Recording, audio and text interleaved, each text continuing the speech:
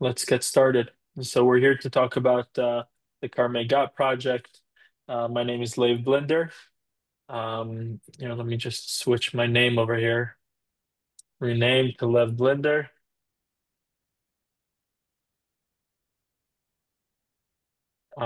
Yes, so my name is Lev Blinder, and we're here to speak about the amazing project Carmei Gat Special.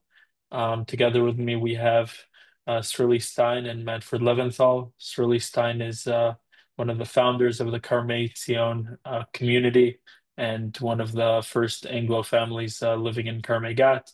He has a lot to, there are just endless amount of wisdom that just spews out of his mouth about the community, and we're excited to hear about that. We also have Manfred Leventhal. Manfred is a very, very talented person that I've gotten to meet over the past few months. Um, I'll let him introduce himself a little bit more, but he's here to speak about some very, very interesting financial options for the Canadian crowd. Hopefully, eventually, could also be for everybody, but I'm very excited to hear more. Um, so before I get started, I just wanted to uh, mention a few things. I started IL360. I started this company to help everybody with the process of buying in Israel. The process of buying in Israel is not the simplest thing, but we at IL360 tried to make it as smooth as possible, as easy as possible. That way, our buyers could go in with their eyes wide open and make the transaction as seamless as possible. So, with that said, we're in very complicated times in Israel.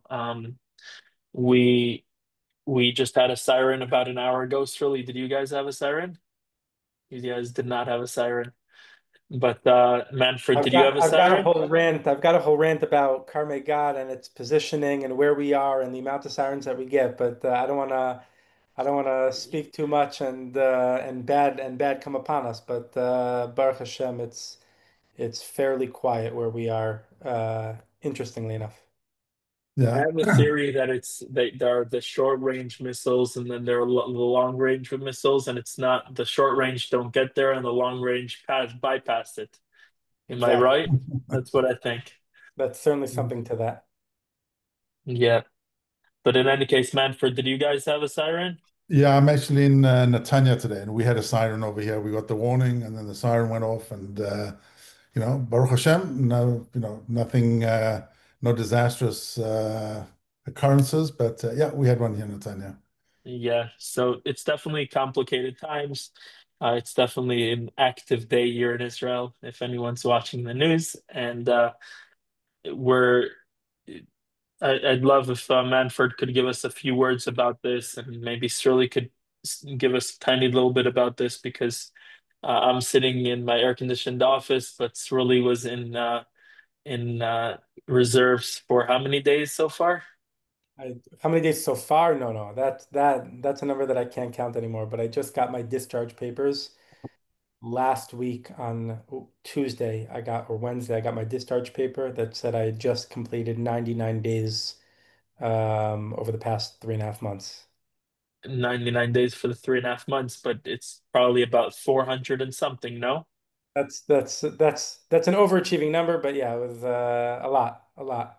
That's so you're someone that could probably speak best about this. And Manfred, maybe you could tell us a couple of words about what's going on in Canada, and then we'll quickly start our webinar.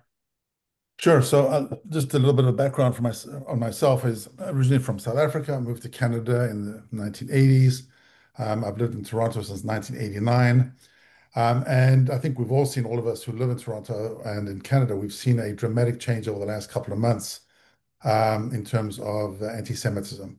Over the last couple of years, it's become really bad, but the last couple of months, I think, yeah, even more so, where demonstrations or violent demonstrations are taking place, violence against Jews is taking place. There've been shootings at schools and things like that in Toronto. And I think that it's just with the current government, there seems to be a lack of will in terms of doing anything proactive to stop this type of activity.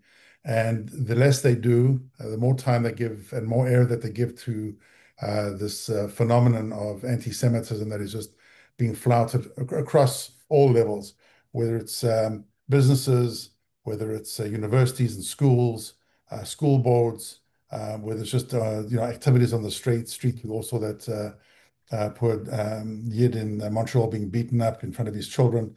This is ugly stuff. This is reminiscent of the 1930s. So my association with Lev started a couple of months ago. I contacted him because I was very interested in this project in Carmei Gat. I had some very interesting ideas with regard to assisting people who want to perhaps keep their homes in Canada and make Aliyah, be able to travel backwards and forwards because they've got kids still in Canada and they've got kids in Israel or they want to start building a home in Israel. And so Lev and I started having a long conversation. We've been working with each other for quite a while. Lev, I'm not sure if you want me to start, if you want me to talk about the CHIP We'll program skip now, we'll or skip to yeah, we'll speak about the chip program later in the right, presentation. right. But well, let me Um, before Shirley jumps in, my last comment in terms of Carmei Gat is, and Lev will allude to this, but I like to maybe steal some of the limelight. I can tell you your best bang for the buck dollar value. You're not going to find anything better in the whole country. I know this country top down. I know all the construction projects, et cetera, et cetera. So you are going to get phenomenal value at a price that you're not going to get anywhere in Yerushalayim, Tel Aviv, Netanya, it doesn't matter where. And also the big thing there is community, which Sully is going to speak to. But it's not you. Very often you come to Israel, you can go into a community where there's a shul, many shuls, but there's not a community. So you go to shul, you daven Shachris Mincha Mariv, and you go home, and that's it. Carmei Gat is and what's being developed there with the Lev and the project and Sruli with the shul. It's a community, which is something quite phenomenal and unusual. And I'll leave it at that for the meantime.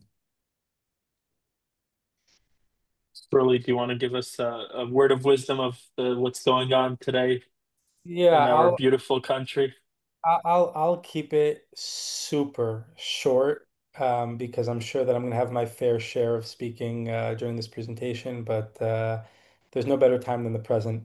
There are always reasons that put Aliyah on hold, and this is the time that the country is making history, and this is the time to be here, and there's tremendous opportunity right now, given the new building, like the building project that we're talking about right now, but I'm saying all the new building, the financial terms, and Carmei Gat as a whole, which again, in a few slides, I will share on quite a long rant everything that I feel and believe about Carmei Gat. But there's no time better than the present. So we're looking forward to Well, having. let's jump right in there. Sounds good. So this is the slide I like to start with because this gives you a little bit of a brief of what we're going to speak about. So what makes Carmei Gat special? So we have the location, the employment opportunities, community, neighborhood, and affordable housing. Like these are all points that we're going to speak about, and then we're going to circle back to this slide to make sure that we covered all our bases.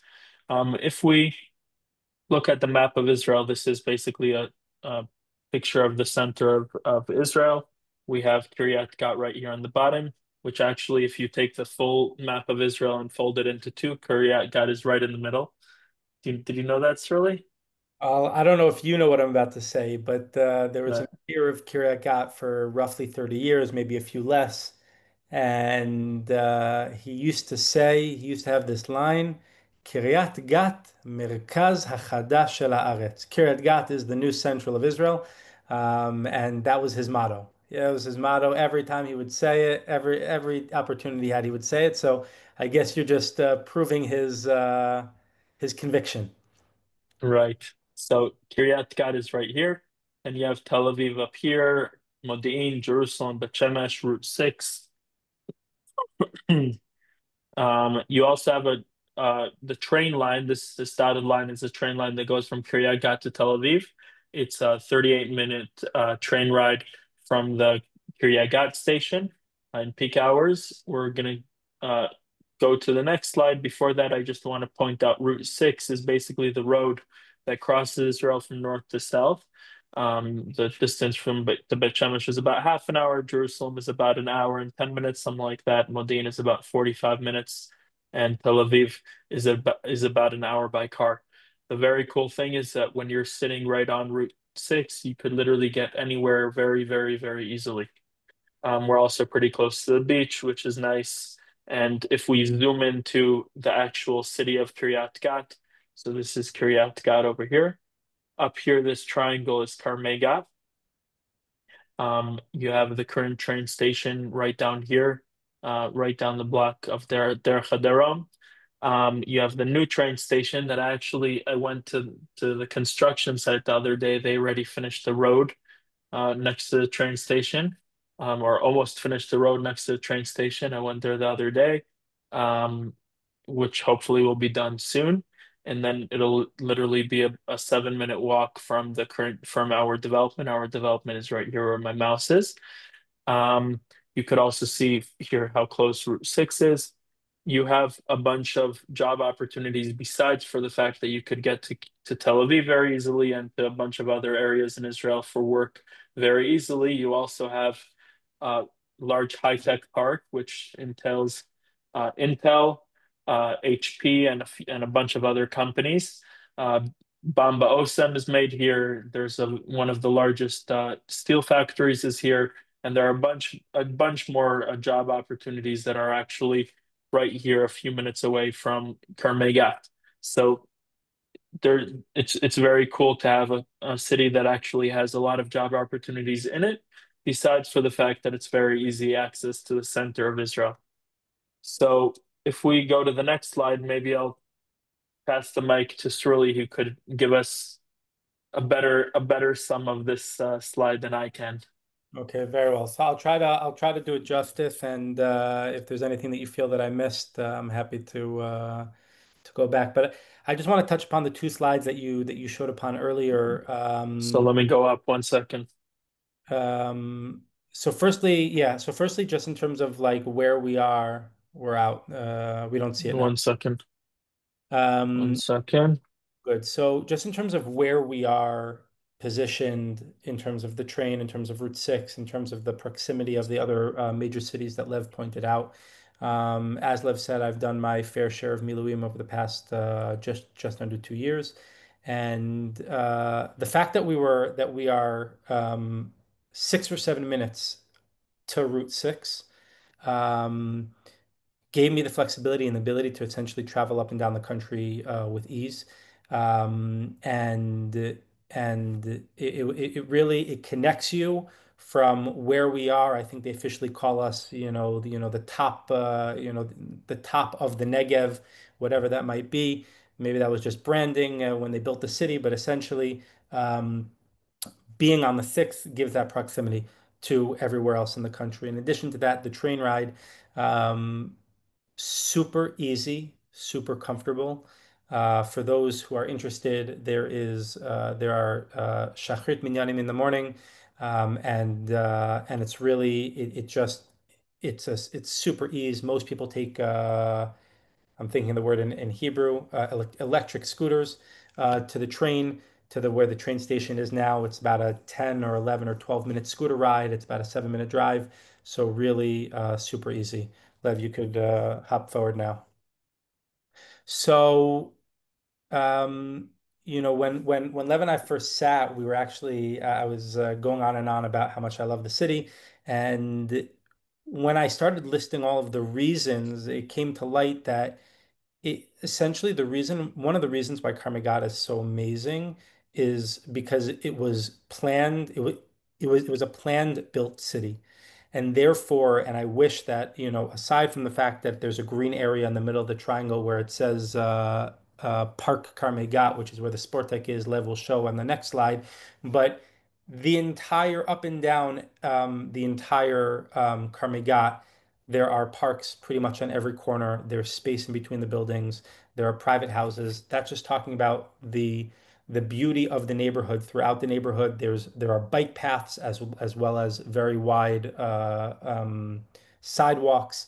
There are no streets within Carmei Gat that you could drive. I'm trying to do they do kilometers or miles an hour in Canada? What do they know? Kilometers. Kilometers an hour, fantastic. So there's no street inside Carmagat that you could go 70 kilometers an hour. That you could go 50 kilometers an hour. It's a calm neighborhood. Um, in terms of I'm really just going down this list, but in terms of the education, there are a tremendous amount of Ganim and Ma'on's childcare, early childcare, and kindergartens, and we're seeing that as the city grows and that age is a plethora. The city is now building schools, has schools, building schools.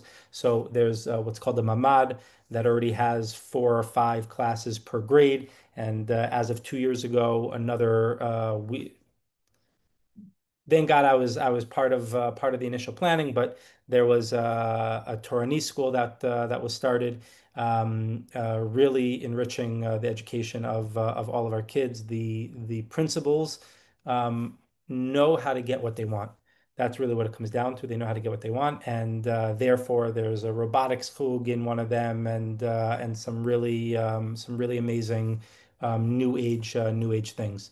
Um, I really feel like the community center in shuls maybe should be the first one, just because as Lev described, there's or I think Manfred described that there's a concept of a shul, but then community is something that often is separate from that within Israel.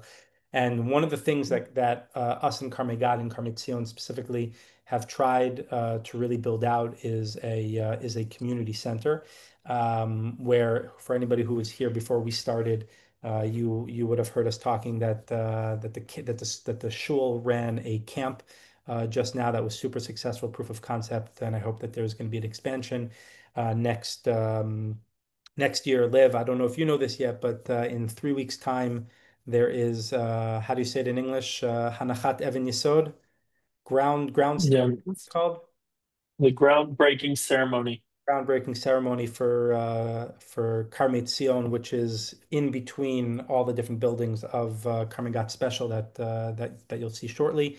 Where there we're already thinking not just of the 250, 300 members that we have now, but what's it going to look like in 10 years from now? What are our needs going to be like then? What are the multi-purpose spaces that we need? We're gonna have a simcha room, and so on, in order to really be able to encompass a lot of activities.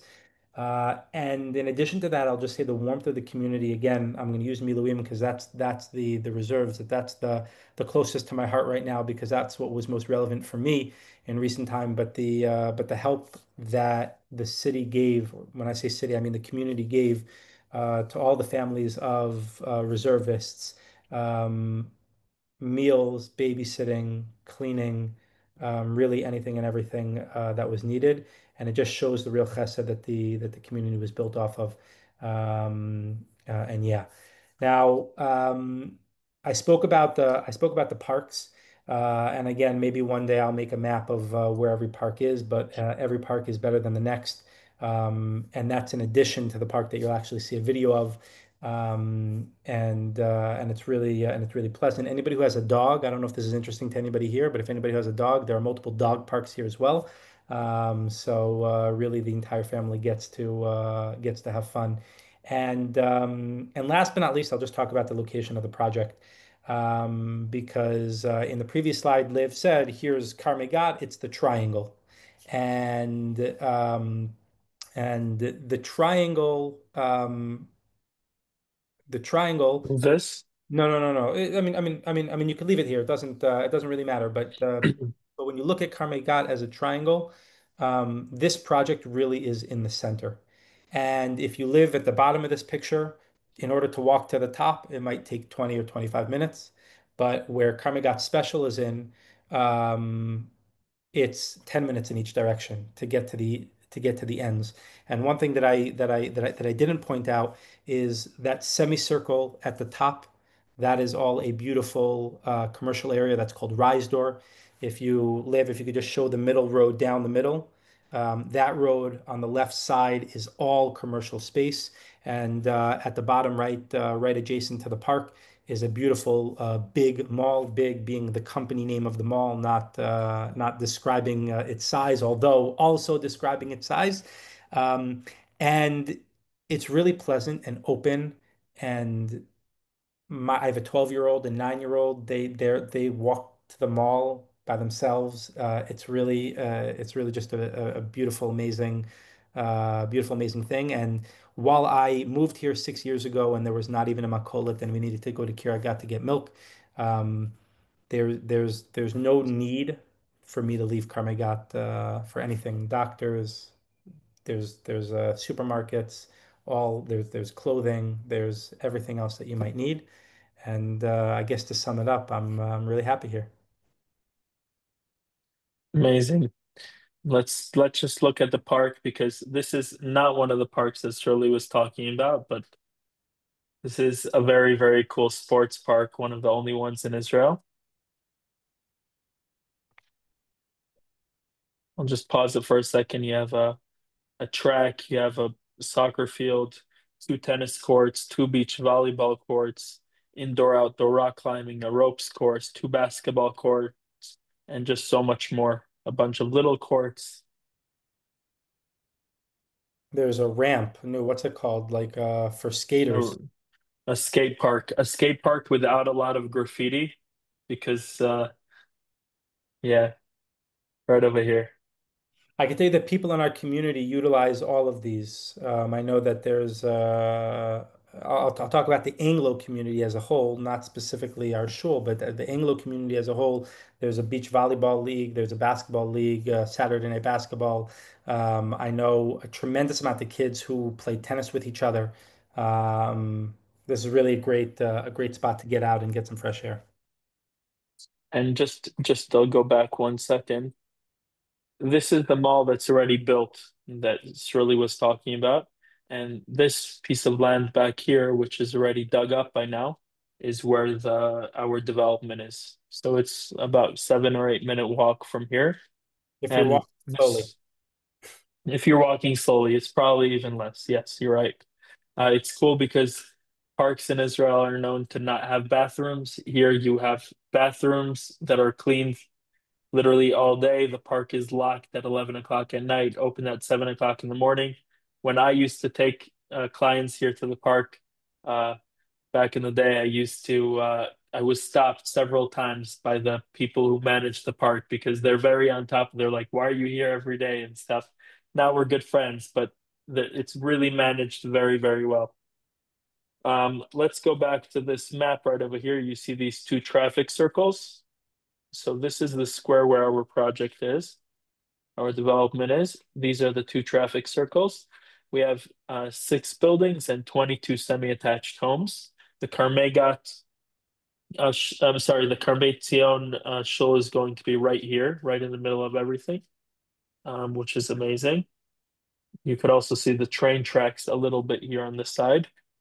Um, and these are the buildings. There are 6 buildings. 4 of them are 8 stories, and 2 of them are 23 stories. This is an example for a 4 bedroom apartment. This apartment size is 127 square meters with a porch of 12 square meters and a storage unit of 9 square meters. It's a very cool layout because you walk in, you have your living room, dining room, kitchen, you have a porch. Sorry, I have a little bit of a cough.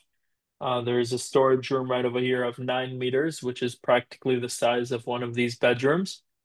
Um, and this storage room does not have a window, but it's a very practical room for an office, for storage, or as a pantry, or whatever you'd like to use it.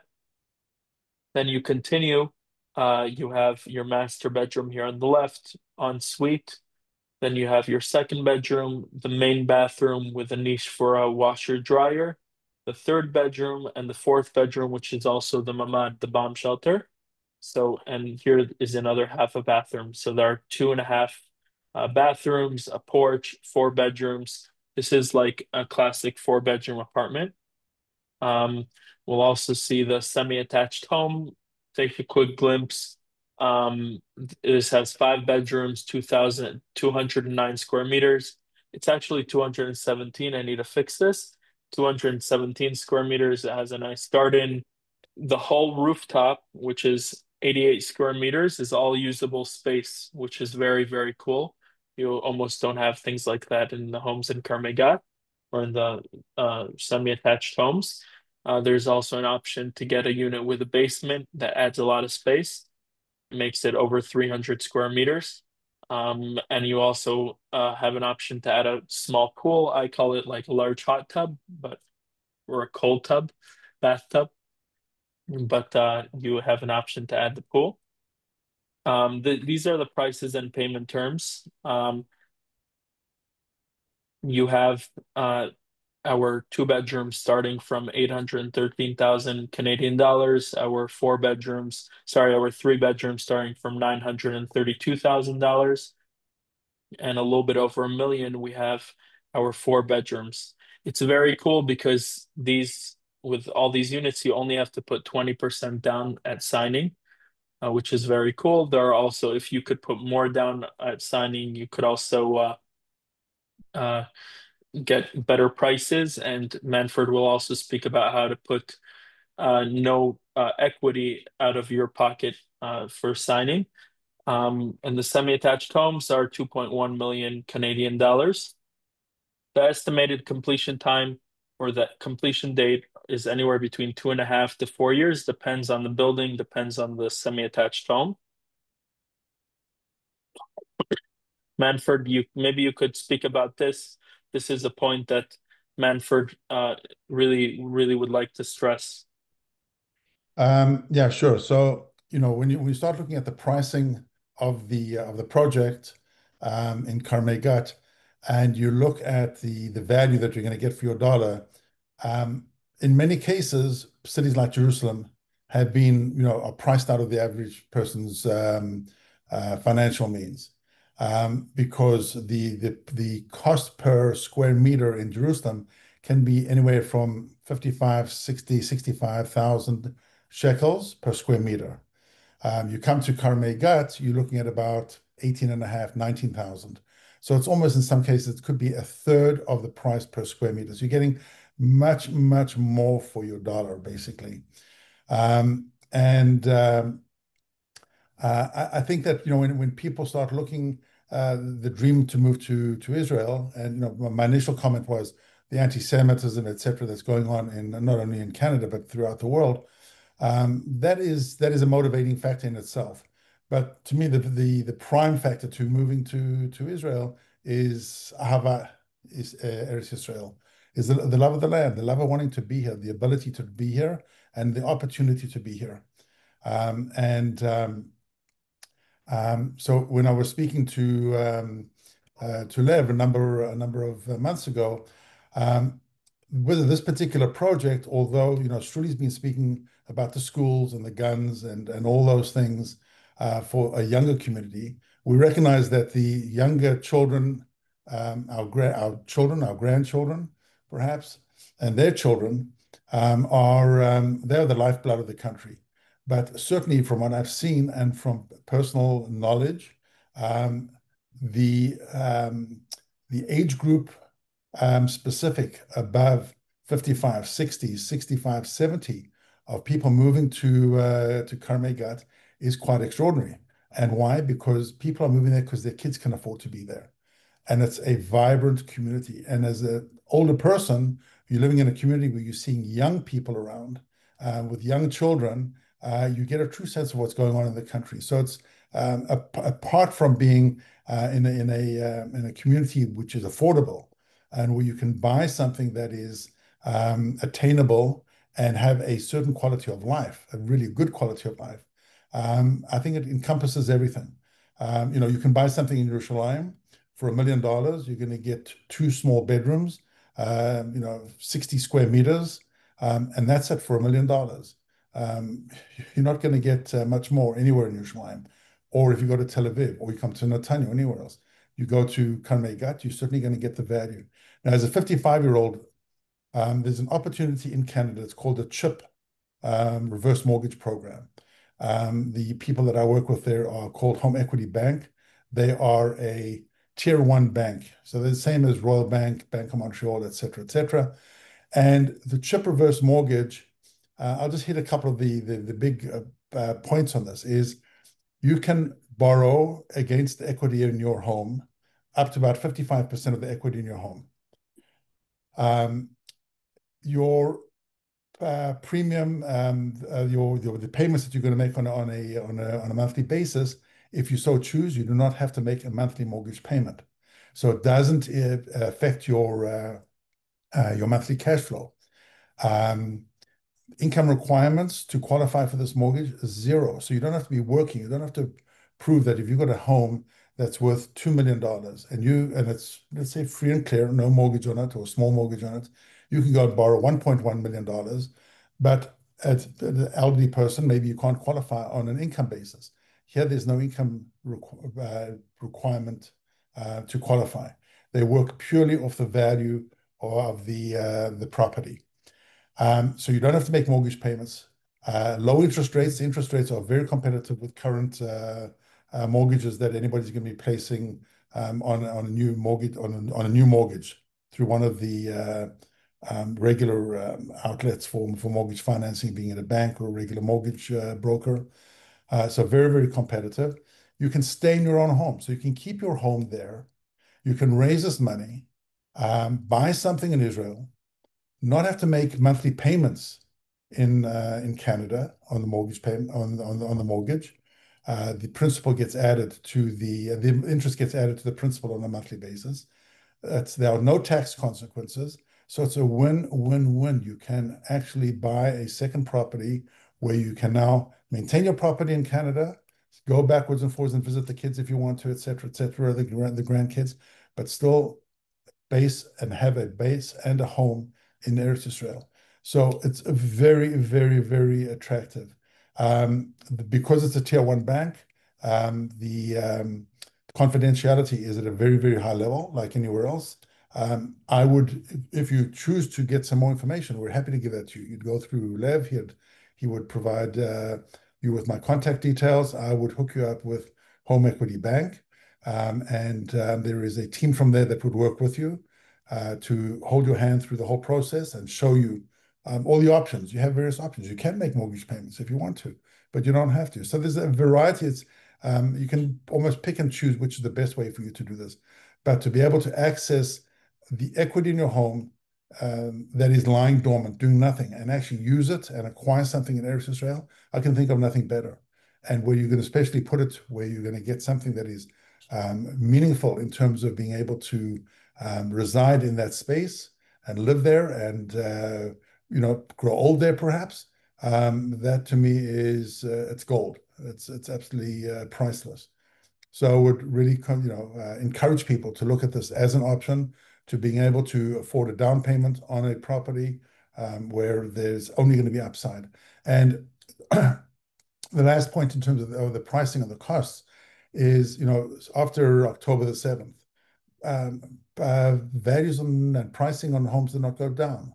After the 12-day war with Iran, prices did not go down. Prices are trending upwards continuously.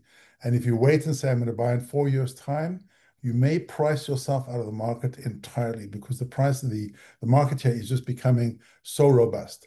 So you can buy something now, put down 20%. Depending on what you buy, it's going to be ready in 2.5, 3, 4 years' time when the balance of the financing has to come up. So you can, you could really do something really good for yourself, for your family, for your children, for your grandchildren, and and make a home, establish a home in Eretz Israel. I'll leave it at that. Lev, unless there's something that you think I haven't covered. No, perfect. Okay, so let me just sum everything up. So we spoke about, first of all, I see people are submitting some questions. So if anyone else has questions, they're welcome to submit it.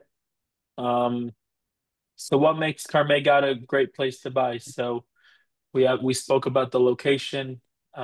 We spoke about the connectivity. He spoke about the employment opportunities.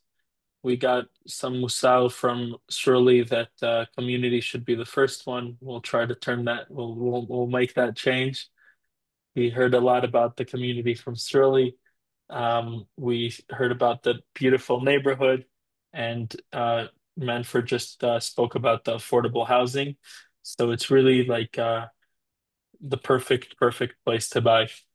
Um, here. Okay. So let me just speak about the questions that some people are asking. So first of all, someone asked how much are the yearly taxes. So first of all, it's very important to note. I don't really know how it works in how it works in Canada. Maybe you could enlighten us, Manford. But the monthly taxes on homes, how much are they in Canada?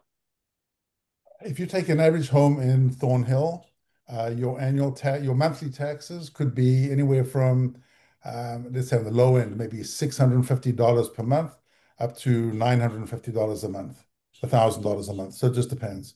All But right. that's on a Here, monthly basis. And all and right, here and, in and you get yeah. nothing for it. What's that in shekel, Liv? Um, Shekels, probably 3,500 shekels maybe on the top end Per a month? month per month. I'll Very tell you now. Yeah.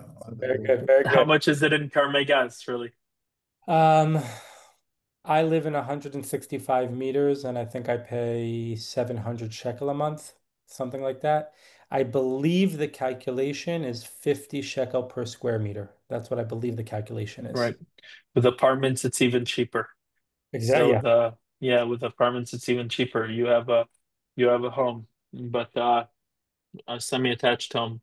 But Correct. the real idea is that the the monthly taxes are really low. You have the utilities that you do need to pay for. I don't know if you need to pay for water in Toronto, but you have to pay for water in Canada.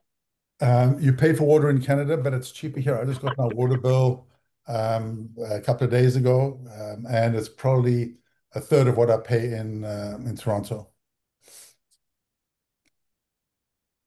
Very cool. So yeah, so it's much cheaper here. Someone here is asking, can the units be rented? Of course, the units can be rented. The rental market here is very hot. I have a friend that just rented out his apartment, and he told me he put it on a site called Yad Shtayim, and within a week he had about 30 people look at the apartment and close. So there's a very high demand for rentals. Um, and someone else, we're also going to have a team on the ground for anyone who does not live in Israel that's going to be able to manage the properties um, that we're also going to have. I see another question here is buying in Israel safe? So this is a very good question. Um, and I see here about how much do schools cost. And I see there's somebody that's writing a lot of questions here. Um, what are the association fees cost? But let's just speak about the first question first.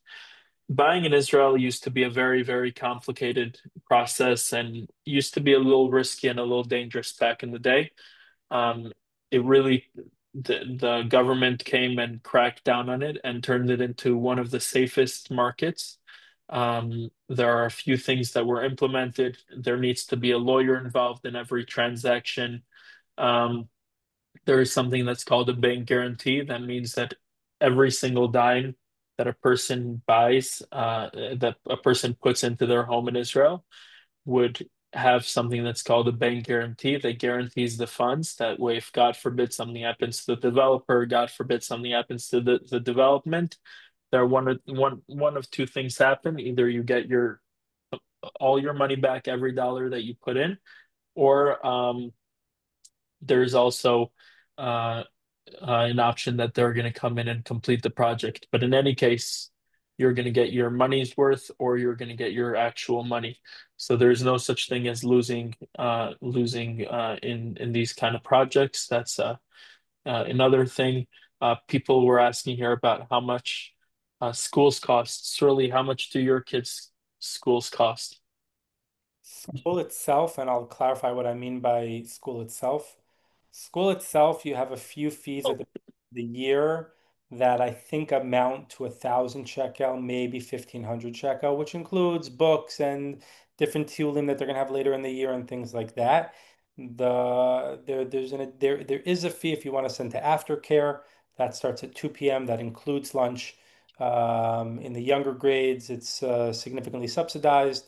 In the older grades, it's a little bit more expensive, but still, we're talking about 750 shekel for my older kid per month. but So that's when you leave them in the after school programs. leave them in after school That program. means that the school programs itself are practically free, Correct. besides for the 1,000 shekel in the beginning of the year. So that's very different than in Toronto or in the US, in Canada or the US. Um, and okay, so I think we really got covered the questions, and we covered most of the subjects. It's very important that here I'll put our contact information here. This is our contact information. You're welcome to screenshot it or scan the QR code and send me a message. But if you are interested in scheduling some sort of Zoom session with us or have any other questions, this is our information, and you're welcome to reach out. So thank you so much, Surly and Manford, for this amazing webinar, and we really appreciate you guys. Thank you. Thank you for everybody attending. Have a great day, and enjoy the rest of your Sunday. We're here at the end of the day. You guys are in the beginning of your day. Enjoy the rest of the day. Okay. Bye-bye. Cheers, everybody.